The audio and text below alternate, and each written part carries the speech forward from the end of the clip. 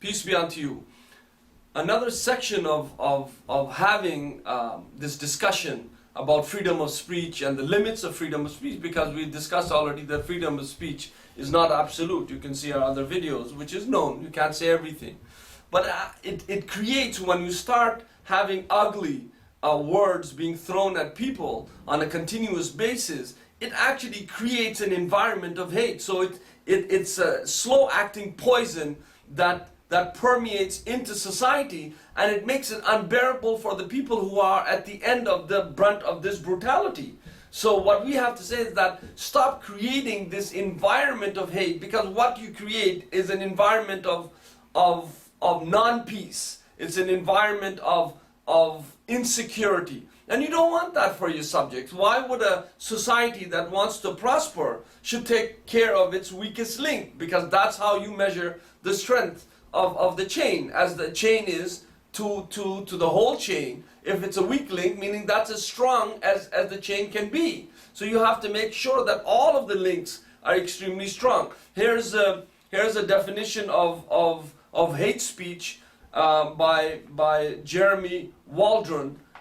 He wrote the book called The Harm in Hate Speech. And very, very quickly, and he said some very nice points. He said hate speech undermines the public good. It does this not only by imitating discrimination and violence, but by reawakening living nightmares of what this society was like. Living nightmares, what the Aboriginals, even till this day, the Aboriginals in many parts of Canada even, are facing a lot of problems. UN is saying that. The Canadian Human Rights is saying that. The government actually acknowledges to some extent. I mean, they faced a lot. They faced their babies being thrown into the fire, their kids going on to compulsory schooling away from their mother and father, their names being changed, where one kid actually vomited into his breakfast cereal. He was told that he has to eat his vomit. This is what the North American, I mean, I don't want to open this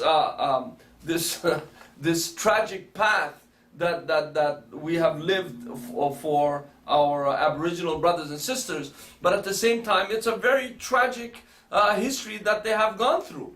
Can you just imagine a child being away from their mother and father, taken away, put onto these schooling, and being beaten and raped and sodomized and all the other things that little children went through without having any safety? So it actually kills.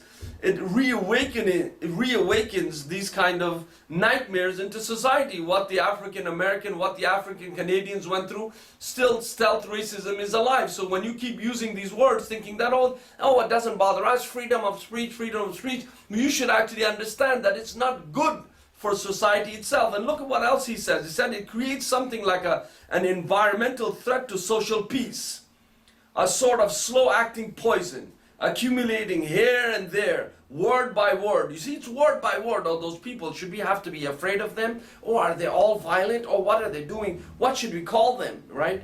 Word by word, so that eventually it becomes harder and less natural for even good-hearted members of society to play their part in maintaining the public good. So even good people, when something doesn't settle in their heart and they don't like to see that, and they never wanted to live in this kind of environment, they can't say anything because the media has put so much pressure. Oh, it's okay, we are freedom of expression, yes, degrade them, demean them, and make sure that you can say anything you want against them, because that's what they are. They need to actually take that. So be very, very careful if you want society to be enlightened, if you want civility to be first and foremost, if you want your civilization to thrive, then you have to see that what you are doing to your weakest link, to your marginalized people, your people on the periphery. Be very, very careful, because it harms society and it's a poison. We have to kill this environment that creates a poison. Whether it's coming from media, we have to just extinguish it. We don't need hate anymore. Stop drinking Haterade. Drink Gatorade.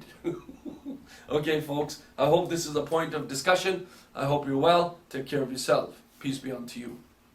One needs to also see that Muslims also died in that. So we are being targeted from both sides, and we are being squished from both sides. So we have to put things into the right perspective. So freedom of speech is not absolute, because if it was absolute, you would be able to use any words whatsoever based on these cartoons and these depictions and these narratives that we hear in the media, that a person actually goes through indirect harm.